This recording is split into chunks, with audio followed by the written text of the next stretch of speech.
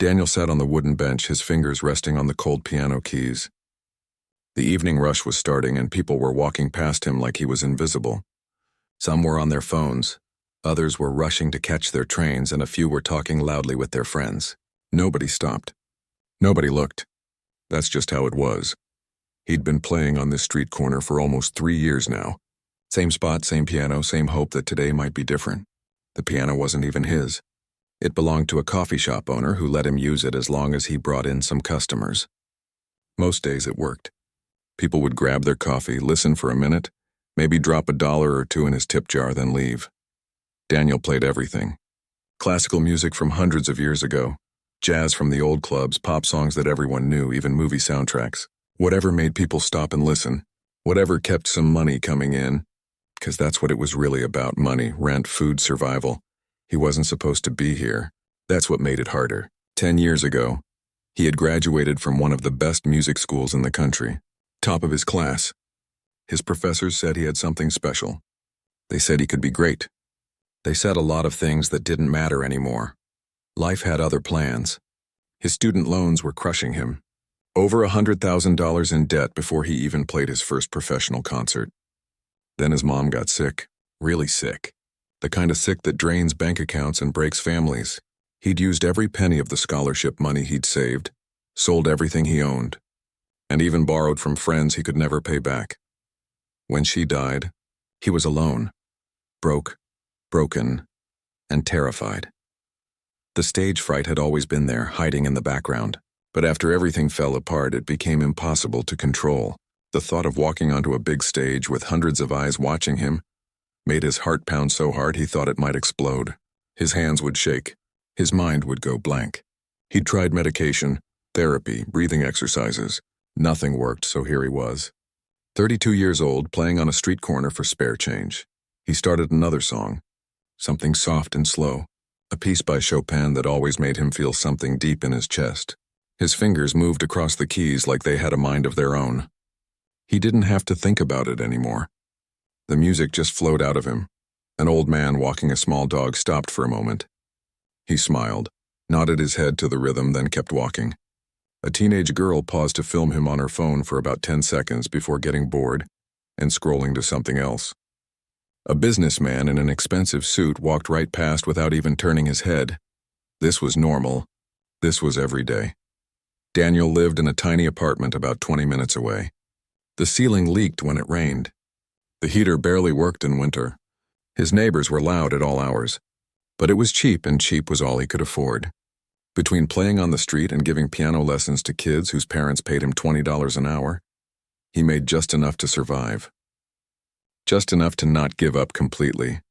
Sometimes he wondered what his professors would think if they saw him now. Would they be disappointed? Would they say he wasted his talent? Or would they understand that life doesn't care about talent? Life doesn't care about dreams or potential or any of that stuff people tell you when you're young. The sun was starting to set. October evenings got cold fast, and his fingers were already feeling stiff. He only had about another hour before the coffee shop closed, and he'd have to pack up. He decided to play something more upbeat, something that might make people smile.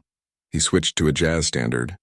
His fingers danced across the keys, improvising little flourishes and changes that made the old song feel new. A couple walking by actually stopped. They stood there holding hands, swaying a little bit to the music. When the song ended, they clapped. The woman dropped a $5 bill in his tip jar. "That was beautiful," she said. "Thank you," Daniel replied, giving them a tired smile. They walked away, and he was alone again. Just him and the piano and the sound of the city moving around him. Then it started to rain. Not hard, just a light drizzle that made everything gray and miserable. People started walking faster, pulling out umbrellas, covering their heads with newspapers or bags. Daniel knew he should pack up. The piano would get damaged if it got too wet, but he kept playing. He didn't know why. Maybe he wasn't ready to go back to his empty apartment yet. He played a sad song, something that matched the rain, something that felt like how his life had turned out.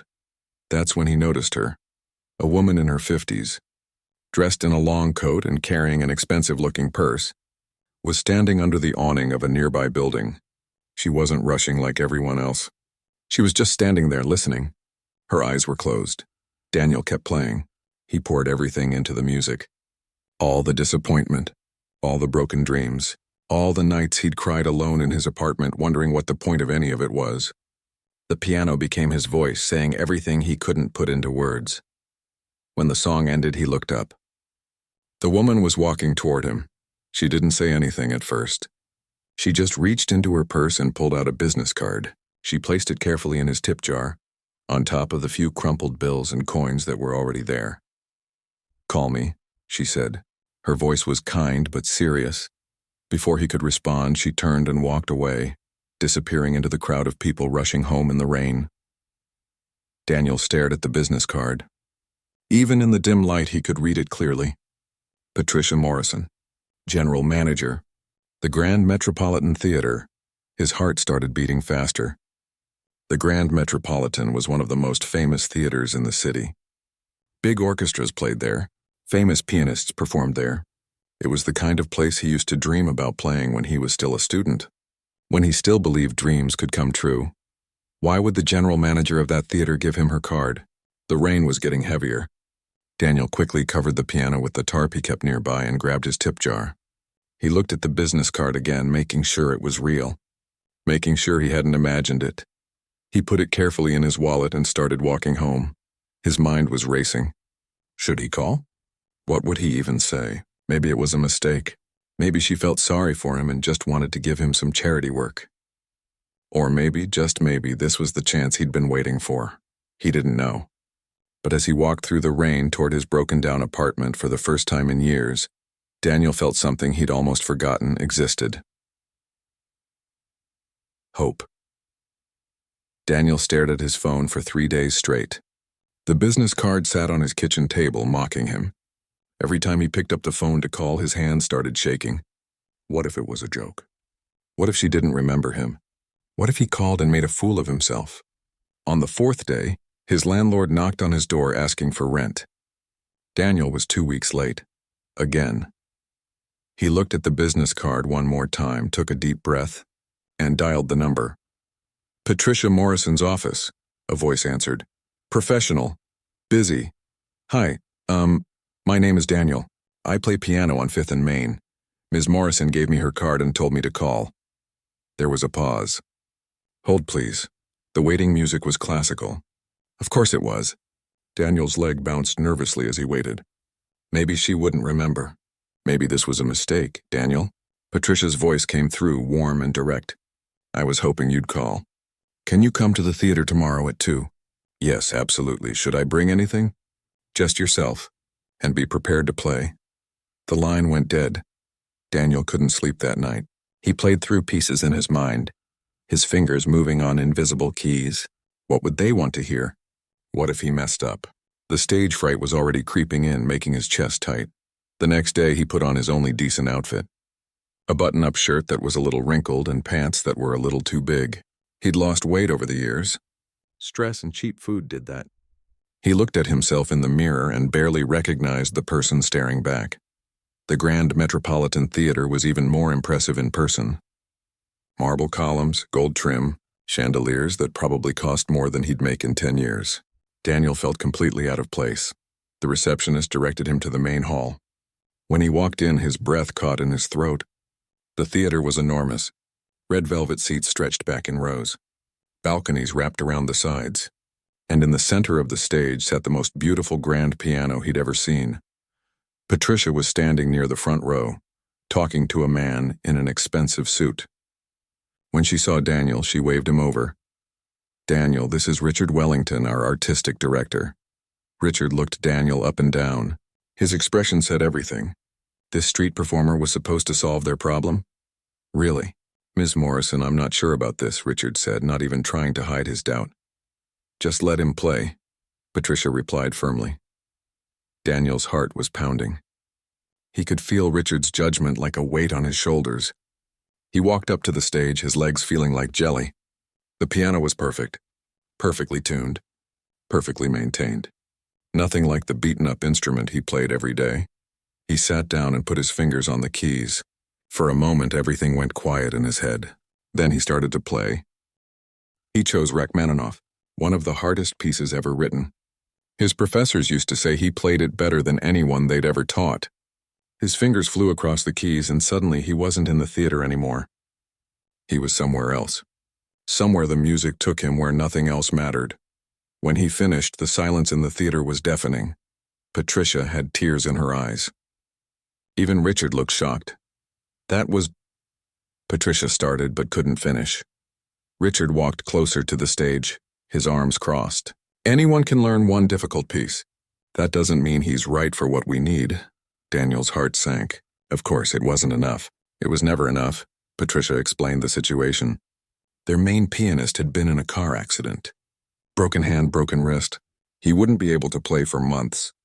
The winter gala season started in 6 weeks. They needed someone who could perform 50 different pieces for various events. Donors, fundraisers, special performances.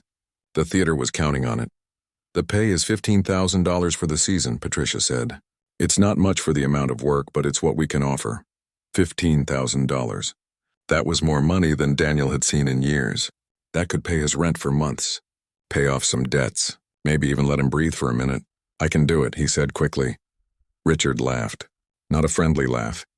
You think you can learn 50 pieces in 6 weeks? Do you understand what that requires?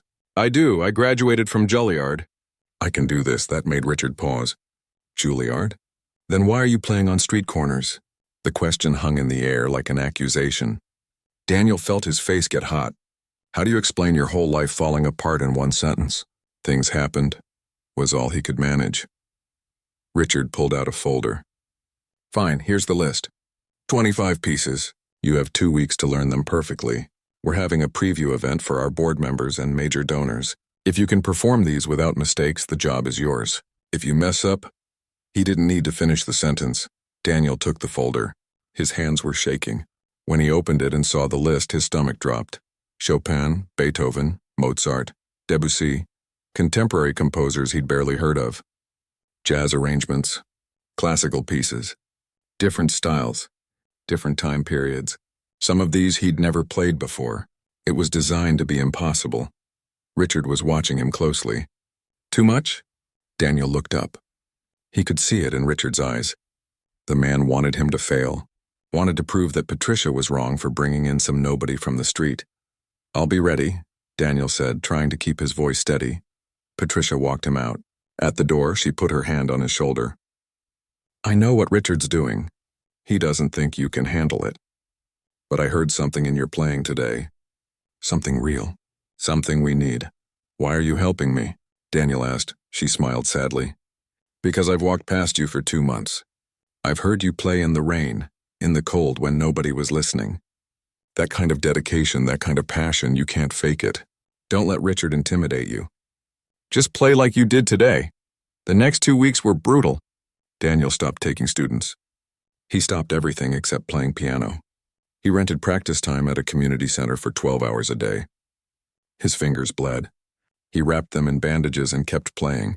He lived on instant coffee and whatever food he could eat with one hand. His neighbors complained about the noise even though he wore headphones. He didn't care. He couldn't care. This was everything. At night, when he finally stopped playing, his hands cramped so badly he had to soak them in ice water. He'd lie in bed, staring at the ceiling, running through the pieces in his mind. Every note, every measure, every tiny detail that Richard would be looking for. Some days he wanted to quit. The pressure was crushing. What if he failed? What if he embarrassed himself in front of all those rich people? What if Patricia regretted giving him this chance? But then he'd remember his apartment, his empty bank account, the feeling of being invisible on that street corner. This was his shot. Maybe his only shot. He couldn't waste it. 2 weeks went by in a blur of music and exhaustion. The night before the preview event, Daniel couldn't practice anymore. His fingers were too sore. His mind was too tired. He just sat on his apartment floor staring at nothing, hoping it would be enough. Tomorrow would change everything, one way or another. Daniel woke up at 5 in the morning. He hadn't really slept. Every time he closed his eyes, he saw piano keys and heard music playing in his head. His fingers were sore and stiff. He made them move, stretching each one carefully. They had to work today. They had to be perfect. He got dressed in the same outfit he'd worn to the audition. It was still his only nice clothing. He looked at himself in the mirror and gave himself a pep talk that didn't really help. Then he headed to the theater. When he arrived, the place was already buzzing with activity. People in fancy clothes were setting up chairs and adjusting lights. Catering staff carried trays of expensive-looking food. Everything looked perfect. Everything except him. Patricia found him backstage. "How are you feeling?"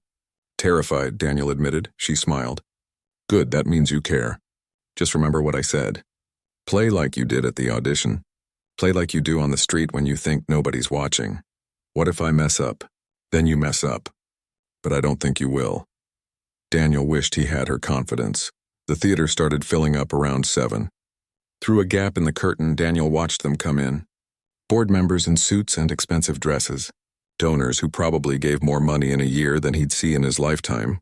They laughed and talked and drank wine like they didn't have a care in the world. Richard was working the room, shaking hands and smiling. But Daniel noticed him glancing toward the stage with a look that said he was already planning what to say when Daniel failed. At 7:30, the lights dimmed. Patricia walked onto the stage. "Good evening, everyone. Thank you for coming to our special preview event. As you know, we've had to make some changes to our winter season due to unforeseen circumstances. Tonight, I'd like to introduce you to someone very special. Please welcome Daniel." The applause was polite. Curious. Daniel walked out onto the stage and he heard the whispers start immediately. "Who is he? Where did they find him? He looks so young. I heard he plays on the street." That last one was said loud enough for him to hear. His face burned. His hands started to shake. The stage fright was hitting hard. The room felt like it was spinning. He sat down at the piano and put his fingers on the keys. For a moment, nothing happened. His mind went completely blank. He couldn't remember the first note of the first piece. Panic started to set in, then he took a breath. He closed his eyes, and he remembered why he was here. He started to play. The first piece was Chopin, soft and delicate. His fingers found the notes like they were greeting old friends. The shaking stopped. The fear melted away. There was just the music. He moved from one piece to the next without stopping. Classical to jazz, slow to fast, happy to sad. Each piece was different, but he poured himself into all of them. He played like his life depended on it, because it did. Somewhere around the 10th piece, he forgot about the audience. He forgot about Richard and Patricia and the job and the money. He was back on that street corner, playing in the rain, playing because it was the only thing that made sense in a world that didn't make sense. He played a piece by Debussy that reminded him of his mother. She used to love this one. She'd sit and listen to him practice for hours when he was younger, before the hospital beds and the medical bills and the goodbye he wasn't ready for. His eyes got wet, but he kept playing. The emotion came through in every note. After an hour, he reached the 25th and final piece.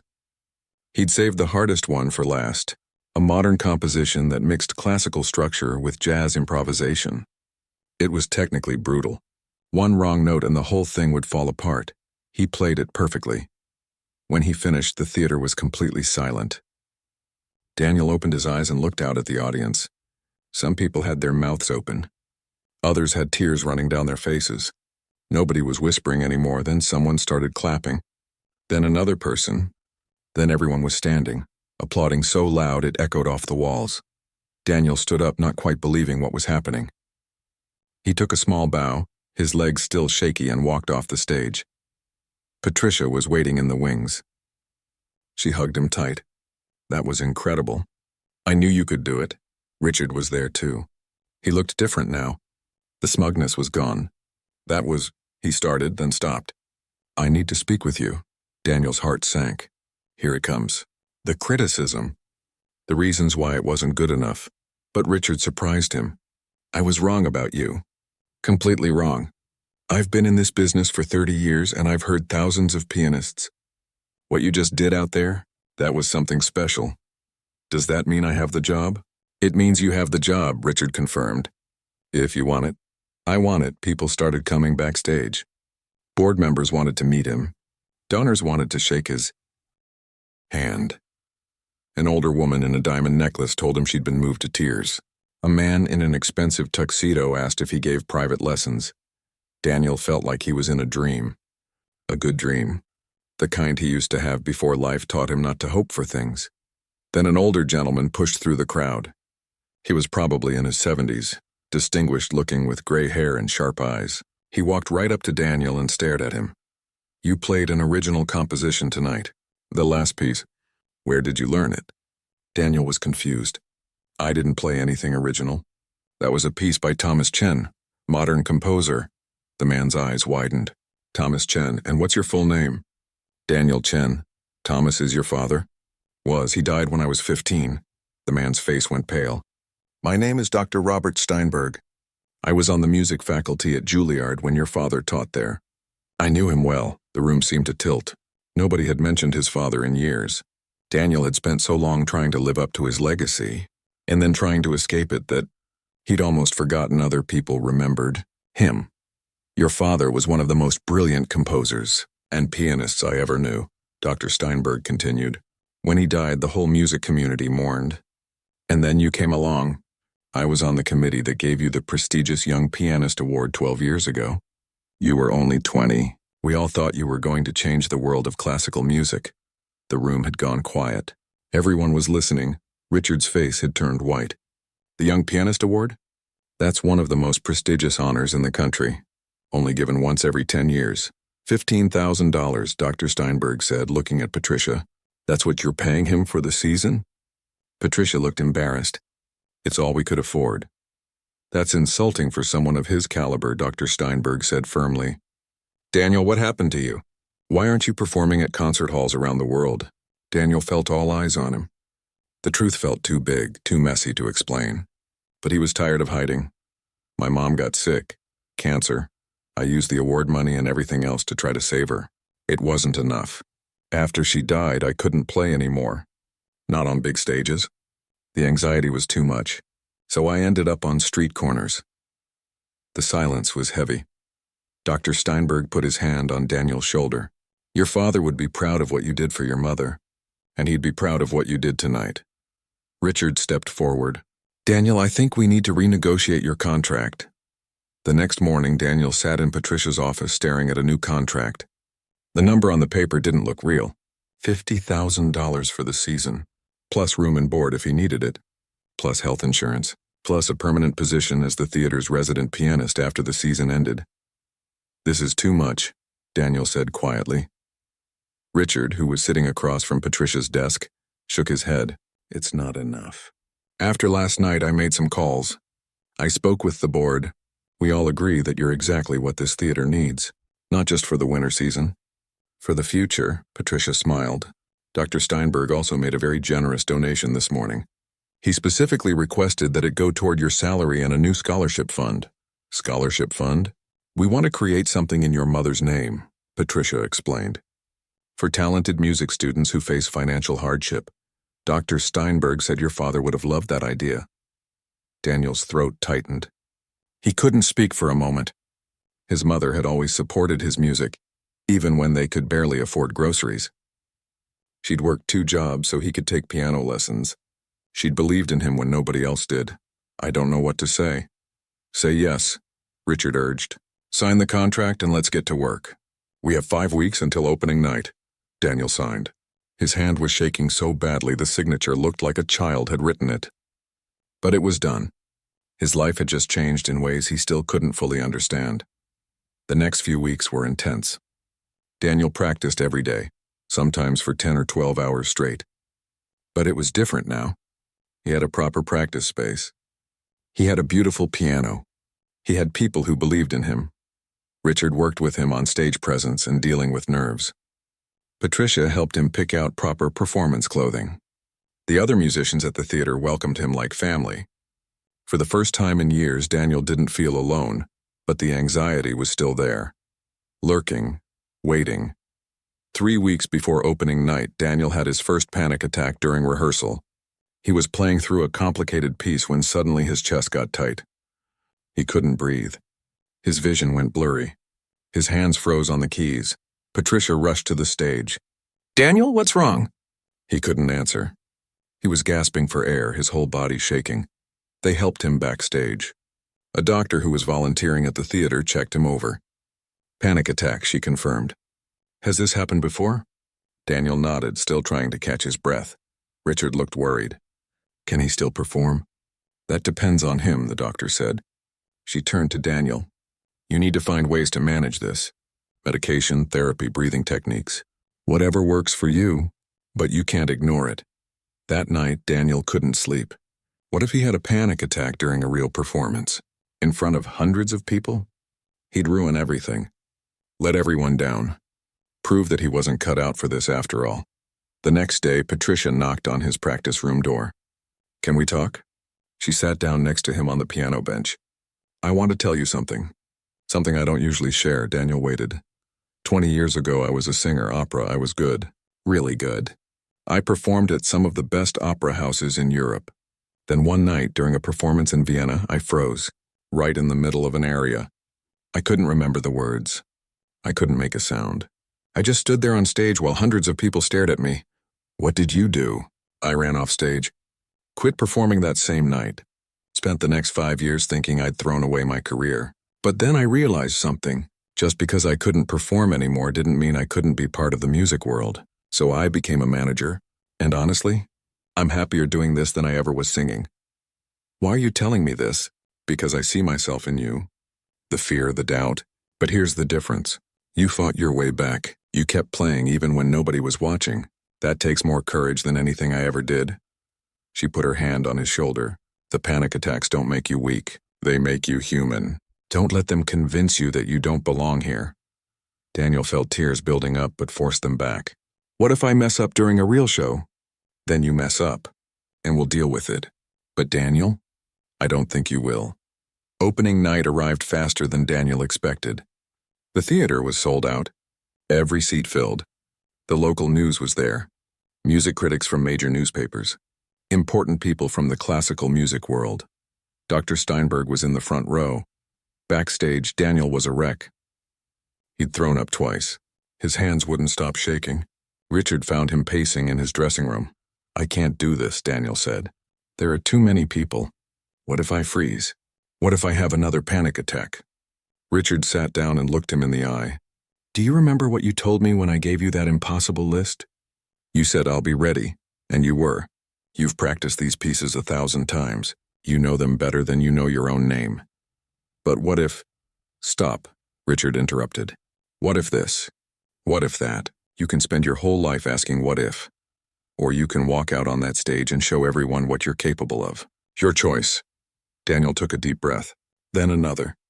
He thought about his mother who never got to see him succeed. He thought about his father, who'd loved music more than anything. He thought about that street corner where he'd played for spare change, invisible to the world. This was his moment. He couldn't waste it on fear. Okay, he said. I'm ready. The lights dimmed. Patricia walked onto the stage and gave a short introduction. Then it was Daniel's turn. He walked out to thunderous applause. The spotlight was bright and hot. He could see faces in the front rows, but the back of the theater disappeared into darkness. His heart was pounding. His hands were sweating. He sat at the piano, put his fingers on the keys, and waited for the panic to hit. It didn't come. Instead, something else happened. A calmness washed over him. This was what he was meant to do. This was who he was supposed to be. He started to play. The first piece was Beethoven, strong and powerful. He attacked the keys with confidence he didn't know he had. The second piece was softer, more delicate. He played it like he was telling a story. As the night went on, Daniel lost himself in the music. He forgot about the audience, forgot about the critics, forgot about everything except the feeling of his fingers on the keys and the sound filling the theater. He played pieces that made people cry, pieces that made them smile, pieces that reminded them why they loved music in the first place. For his final piece, he did something unplanned, something he hadn't told Richard or Patricia about. He played an original composition, something he'd written years ago but never performed, a piece about loss and hope and finding your way back home. It was dedicated to his mother. When the last note faded, the theater was silent for what felt like forever. Then the applause started. Not just clapping. People were standing, cheering, some were crying. Daniel stood and took a bow. He looked out at the audience and saw Dr. Steinberg wiping tears from his eyes. He saw Patricia beaming with pride. He saw Richard nodding with approval. But most importantly, he saw himself. The person he'd always been meant to be. The performance was over, but Daniel knew this was just the beginning. The reviews came out the next morning. Daniel was sitting in his new apartment, the one the theater had helped him find, when Patricia called. "Have you seen the papers?" she asked, her voice excited. "No, I've been too nervous to look. Check your email. I'm sending you links." Daniel opened his laptop with shaking hands. The first headline made his breath catch. "A Star is Reborn. Pianist Daniel Chen delivers Performance of the Year." The review went on for 3 pages, calling his playing transcendent and emotionally devastating in the best possible way. The second review was even better. The third called him the most important classical pianist of his generation. Daniel couldn't believe what he was reading. These were the same critics who'd destroyed careers with harsh reviews. And they were writing about him. The guy who'd been playing for spare change just months ago. His phone started ringing nonstop. Concert halls wanted to book him. Recording companies wanted to sign him. Music schools wanted him to give master classes. It was overwhelming in a way he never could have imagined. But the call that mattered most came 3 days later. "Daniel, this is Dr. Steinberg. I have something important to discuss with you. Can you meet me for coffee?" They met at a small cafe near the theater. Dr. Steinberg looked serious. "I've been thinking about your father a lot lately," he started, "about his legacy and what he would have wanted for you. I've made some arrangements. There's a concert hall in Boston that wants you to perform next month. It's the same hall where your father gave his final performance before he died." Daniel's chest tightened. "I don't know if I can do that. I understand it's emotional. But Daniel, you're not just playing for yourself anymore. You're playing for everyone who's ever felt invisible. Everyone who's ever had their dreams crushed and fought to get them back. That means something. What if I'm not ready?" "You're ready. You've been ready for years. You just needed to believe it." Daniel thought about it for a long time. Finally, he nodded. "Okay, I'll do it." The next few weeks were a blur. Daniel performed at the theater 3 nights a week to packed audiences. Every show sold out within hours. People traveled from other states just to hear him play. The scholarship fund in his mother's name raised over $200,000. But Daniel didn't forget where he came from. Every Sunday morning, he went back to his old corner on 5th and Main. He'd set up the same beaten-up piano and play for whoever walked by. Sometimes people recognized him from the news. Most didn't, it didn't matter. He played because it reminded him that music wasn't about fame or money. It was about connecting with people. One Sunday, a young girl stopped to listen.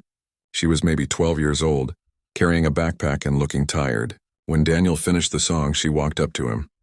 "That was really pretty," she said quietly. "Thank you. Do you play?" She nodded. "A little. But my family can't afford lessons anymore. My dad lost his job." Daniel's heart broke. He saw himself in her eyes.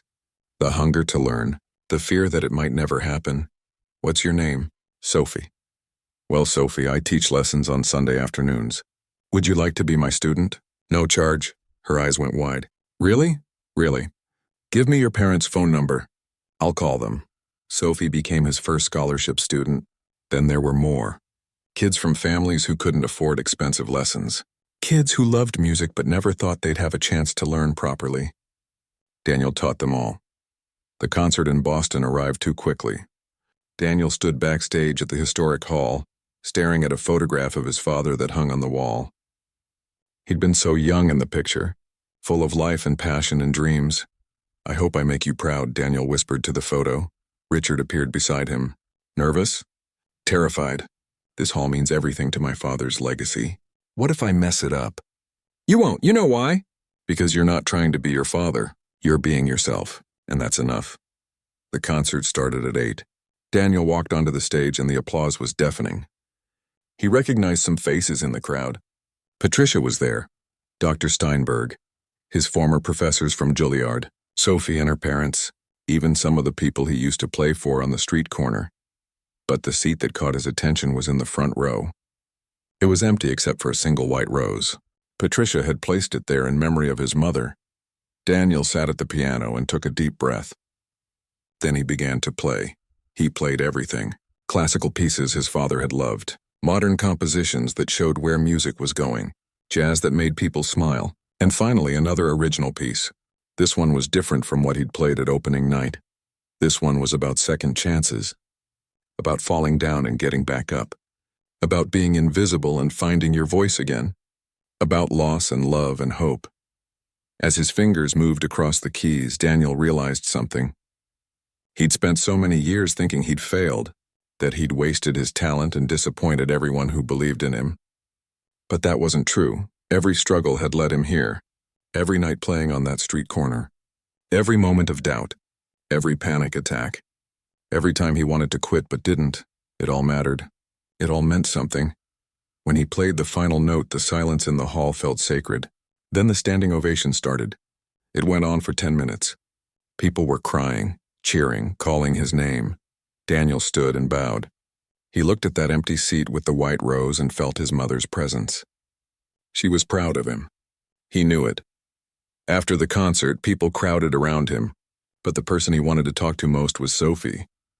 "That was amazing," she said, her eyes shining. "I want to play like that someday." "You will," Daniel promised. "You just have to keep practicing and never give up. Even when it gets hard, especially when it gets hard." 6 months later, the scholarship fund had grown enough to help 50 students. Daniel performed at concert halls around the world, but he always came back to the theater. It was home now. He never forgot that street corner. Sometimes late at night when he couldn't sleep, he'd walk past it and remember the person he used to be, struggling, invisible, afraid. But he wasn't that person anymore. One evening, Patricia found him sitting at the theater's piano, just playing softly to himself. "What are you thinking about?" she asked. "How different things could have been if you hadn't stopped that day in the rain. If you hadn't given me that business card." Patricia smiled. "I didn't change anything, Daniel. You did that yourself. I just reminded you of what was already there." Daniel thought about that for a moment. Maybe she was right. Maybe the talent and the passion and the determination had always been inside him. Maybe he just needed someone to see it. 3 years later, Daniel's career had taken him to stages across the globe. He'd recorded 5 albums, won prestigious awards, played for presidents and royalty. But his proudest achievement was the scholarship program. Over 300 students had received help because of it. Kids who might have given up on their dreams now had a chance. And every few months, without fail, Daniel returned to 5th and Main. He'd set up that old piano and play for the passing crowds. Some people stopped. Some didn't. Some dropped money in his tip jar even though he didn't need it anymore. He donated it all to the scholarship fund, because Daniel understood something now that he hadn't before. Success wasn't about the fame or the money or the sold-out concerts. It was about remembering where you came from. It was about helping others find their way. It was about never forgetting that music had the power to change lives. His life was proof of that. As he played on that familiar corner, with the city moving around him like it always had, Daniel smiled. He'd gone from invisible to unforgettable, from struggling to thriving, from broken to whole, and it all started with one woman who stopped to listen in the rain.